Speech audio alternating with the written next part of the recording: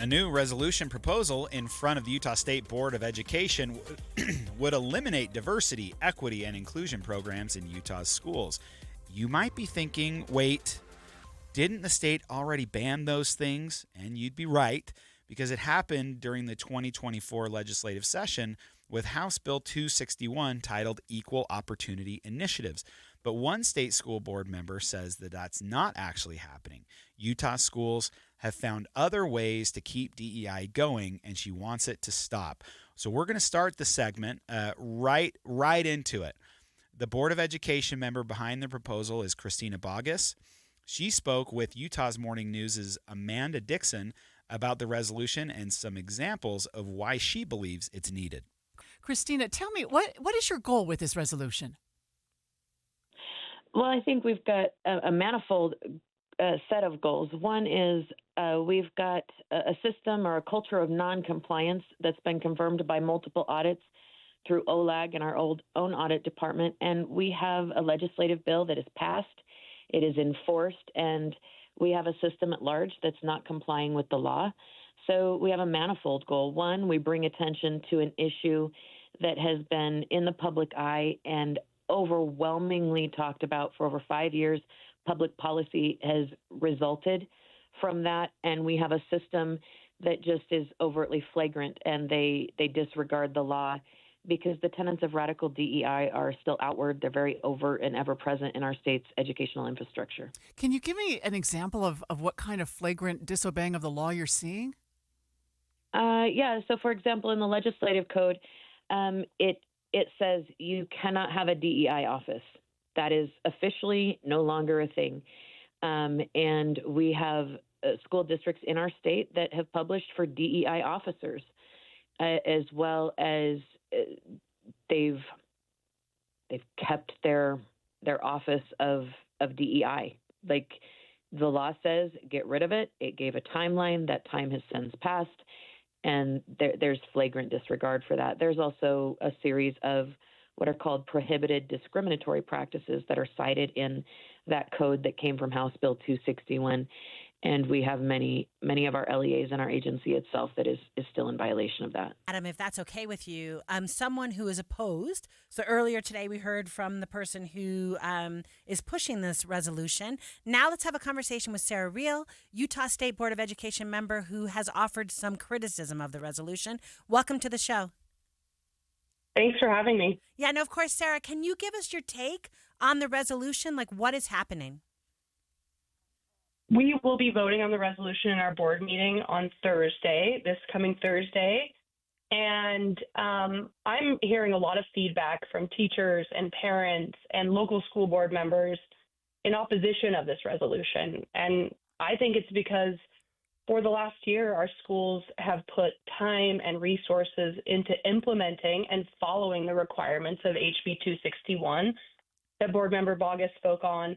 And quite honestly, because of the message it sends. It's sending a message that is inciting fear, and that does not help our teachers or students in their learning environments. What is sparking the fear? What are you hearing from teachers? What are you hearing from parents? What's the fear if this resolution goes into place? The fear is the way that the resolution is written is offensive. It's full of false narratives. It's sending the wrong message to our educators. It's sending the wrong message to a lot of our students. I have heard from special education parents who are concerned that it's taking it too far. We have done a great job at complying to HB 261. And even with the opposition that came out after HB 261 was passed. But we, went to work and made sure that we are compliant in that. It's going to take time to be 100% perfect. Yes, I understand that. But creating this resolution is pushing it to in a different level that I've never seen before in any of the anti-DEI legislation or policy that I've seen nationwide. I'm wondering, we asked board member Bogus, right? Amanda Dixon asked her for a specific example of 261 not being implemented. And I didn't think she had a specific example. Sarah, do you Like what I hear you saying is that, look, all the schools are doing their best, right, to implement 261. They're doing the work that they need to be doing. What could be the cause of board member Bogus thinking, right? Like, why does she think it's still out there and lingering in our schools?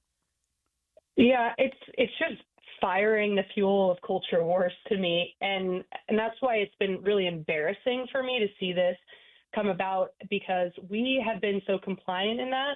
And of course, like, we have, a huge state education system. No one's going to be perfect. And on top of all of the requirements of HB 261, we have dozens and dozens of education bills that are passed every year with new requirements, new policies needing to be written. It takes time to implement those and a lot of resources. And what we know about education is that we are without a lot of resources. So none of the things, I have not had any come to me as this is a blatant offense of HB 261. And so that's why this is completely unnecessary and is a waste of time. We could be working in our board meetings to look at new ways to improve math education, teacher development, technology in the classrooms, but instead we're going to have to discuss and debate and vote on a completely unnecessary resolution. So I want to just clarify that. You mentioned the legislature passed this bill. It was signed by the governor. It's not been in effect for a year yet. So you haven't quite had a year to get all your ducks in a row. Have you? You're right. It didn't go into play until July of last year, right? So it hasn't been like a terribly long time. I don't know how long this stuff takes. You guys are the experts.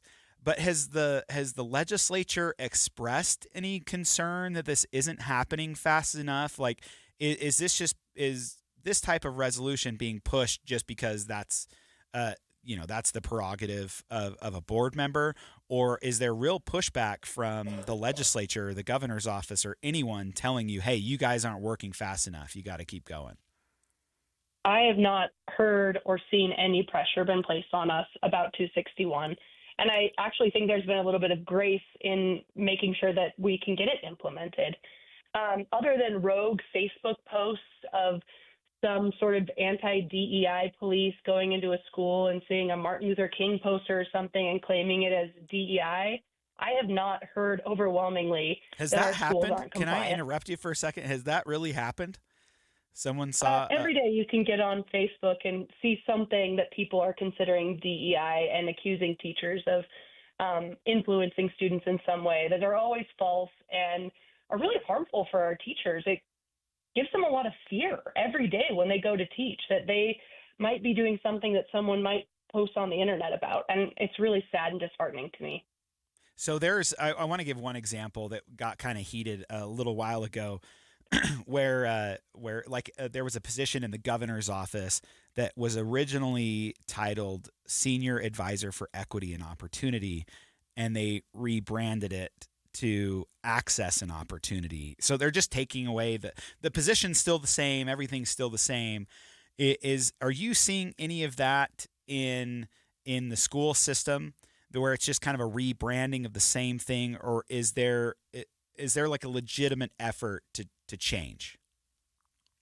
I have seen some concerns from different schools, our LEAs, about things like, can Girls Who Code still exist? Are we allowed to have a women's choir and a men's choir? I've heard of those things. I haven't heard. I know that a lot of schools have adjusted either not filled positions or changed folks' positions within the district level of what they're covering and how they're supporting students to being compliant under the law. But I haven't heard of a lot of those happening on the K through 12 level whatsoever. We're speaking now with Utah State School Board of Education member Sarah Reel. I really appreciate you coming on. I learned a lot. This is not my area of expertise. As I'm co-hosting right now with someone in education, she knows that education is not my expertise. So really appreciate you coming on, kind of clearing the air on a lot of this. We're anxious to see how this is going to turn out at your board meeting on Thursday. Coming up on Inside Sources, we're going to stick with this topic and discuss some of the more controversial language in the resolution comparing DEI to Marxism and communism. According to a new resolution before the state's Board of Education, quote, DEI, at its core, is 1920s Soviet Union policy for using ethnic minorities to advance the installation of communism, end quote. That comparison between DEI, and let's just remind everybody, that's diversity, equity, and inclusion. That comparison between DEI and communism has sparked a discussion today over whether that is really even appropriate or maybe even accurate. Let's listen to a conversation from earlier this morning between KSL News Radio Amanda Dixon and board member Christina Bogus. So the resolution is to make sure that the school districts and individual schools come into compliance with that law. But then why go on to compare DEI programs to Soviet communism? So I actually didn't compare them to Soviet communism. I compared them to the goals. And so if you read that language, that's there. Many people have said that, so it's not just you that has said that, but it says that their programs, processes, or implemented ideas that attempt to achieve the Soviet communist goal. And that's an important distinction because we want to be very clear about what we're talking about. The equality of humanity's values should never be understated, ever. All men are created equal, and all men have a seat at the table. We're talking about programs, processes, and ideas that attempt to achieve the Soviet communist goal, which is ultimately about uprising, revolt, revolution, and war. But do you think? I'm sorry, Christina. Do you think using? I mean, it's a heavy statement, even just using the two words Soviet communist about the people who support these programs. That I just don't know whether that will go toward your ultimate goal, which is always about caring for the children. Mm-hmm. So I think that there's some conflation there because when we define things, it's important to know what we're talking about. Whenever you come to the table to have a negotiation, you negotiate a contract, you negotiate whatever, we have to define our terms. And the thing about radical DEI activists is they're very good about co-opting language and attempting to redefine it. And it's this culture of crazy that exists so that you can't actually have a conversation. And it is important that we talk about what we're really talking about, and we are talking about those practices, programs, and ideas that have the same goal. And I think anybody that is trained in education can ask themselves that question: have I participated in this? Have I been trained in this? Is the goal X, or is the goal to make sure that these young people feel loved? Because there is a difference. You're not concerned that this will smack of McCarthyism because it's like the communist scare sort of thing. That word is just so charged. I think people can be hyperbolic and bombastic and make those accusations, but I think it would fall flat on its face just because we have a definition here, and to put words in someone's mouth isn't fair in sporting. We're very clear in this that we're talking about the goal. We define the goal, and we go on to in very sterile words. I mean, it's very sterile. It just is a definition, and we say basically at its core, its roots woven through time. This is the goal. This is the origination point.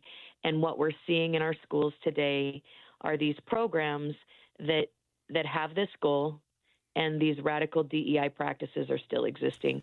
So if people want to be hyperbolic and bombastic, they can choose to do that, but I'm not going to take on their words because those are not my words. So the resolution reads, whereas diversity, equity, and inclusion are explicitly programs, processes, or implemented ideas attempting to achieve the Soviet communist goal of actual equality or equity, the Soviet programs were called, and then there's a Russian word that I can't pronounce, which maps to inclusion, and another Russian word that I can't pronounce, which means diversity, in the sense meant by Lenin, who described it as diversity in form to arrive at unity in content.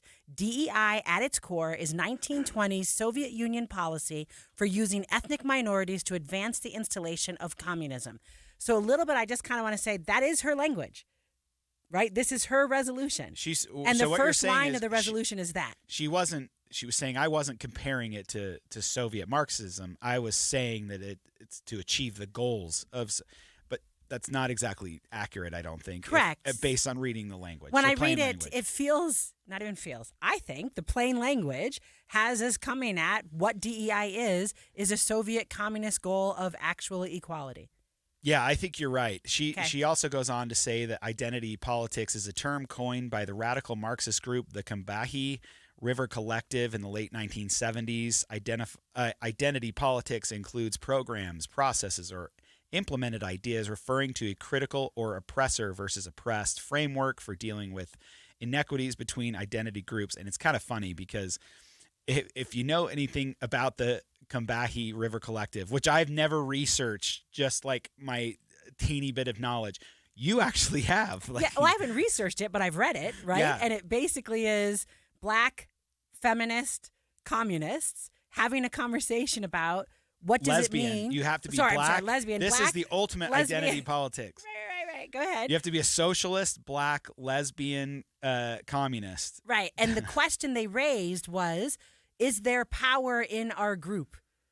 Right? So the conversation about if I could be in a room with a whole bunch of people who are just like me. Can we move the needle? Yeah. Can we move the conversation? Do we get growth from that? What does that mean? So again, what I said to you off the air, Adam, is you've met political theorists. It's basically it's a bunch of college professors. Yeah, it's people having it's a like conversation. Elizabeth Warren's in a room.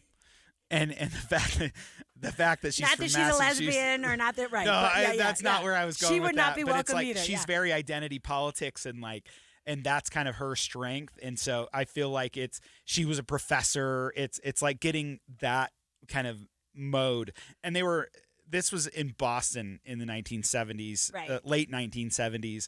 And just a group of them to see how far they could get. It lasted a couple years. Yeah. So the question, I guess, is, so if we think about our last segment, is learning about Martin Luther King and the civil rights movement something that causes children to become Soviet communists? And I don't, but that's the thing. I go. worry that everything gets taken to, we're only speaking in hyperbole.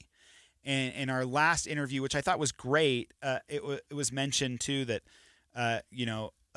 on Facebook, it was saying that what you just said, that Martin Luther King we don't want to see a picture of him in the halls. And look, I have read a lot of X posts and Facebook posts where I've seen people say that, but I don't know if anyone's saying that in this context in Utah. I haven't seen that. Is it the case? Are there people getting complaints? Yes, probably, but we haven't seen any evidence of that. And I worry that if both sides are pushing this so crazy that, yes, this is DEI. I was all for this bill, to be honest with you. Get rid of these offices. I didn't care about that. But the curriculum, I don't want to say because we don't have DEI. It's what the Trump administration did when they removed pictures of Jackie Robinson from serving in the military. Because right, what you're saying just is, you are black. Right. The answer is actually we shouldn't be doing that. That's also right. racist. Okay. So the conversation basically is maybe we do not want policies that seem to drive in a direction of, how do I say, categorizing humans based on their identity. And so we want to push away from that. But that doesn't mean push away from learning our history. We all want common sense. And I think both sides, the far right and the far left, are only focused on identity for all the wrong reasons. Everyone wants us to kind of get to the middle, to the common sense realm of just we believe everyone has merit and everyone's created equal, and so we all should have equal opportunity. Not I get a leg up because of this, or we're going to have a special office that only caters to these people and we're going to leave out these kids. We just want to see everybody kind of included, and I realize it's wrong to also say the word inclusive. Yeah, right. Because now I'm maybe I'm stepping communist, in it. Right? I mean, what did she say? What does it say in this resolution? Maps to inclusion, which is shoot, I fell into it. I said inclusive. So anyway, it's going to be interesting to see how this pans out on Thursday. Yeah, I mean, I love Amanda's point. What we want is for the children to be loved, right? And whatever helps our teachers do that well is probably where we should be going, rather than having epic fights over these culture wars, right, Adam?